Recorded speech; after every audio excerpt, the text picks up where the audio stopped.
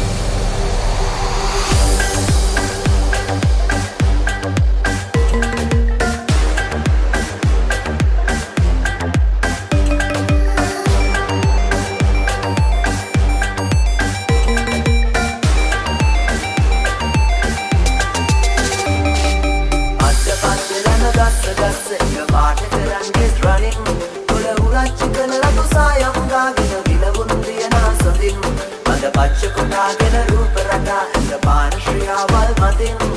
අනේ කාලෙදන් වනේ වාස කළ දවුස් දැන් දිගසැනින් අද්ද පත් වෙලන ගස්ස එක පාට කරන් ගෙස් රනින් තොල උරච්චිකල රතු සායම් ගාගෙන විලවුන්දිය නාසොඳින් මඟ පච්ච කොටාගෙන රූප රටා ඇඳ පාන ශ්‍රියාවල් මතින් අනේ කාලෙදන් වනේ වාස කළ දවුස් දැන්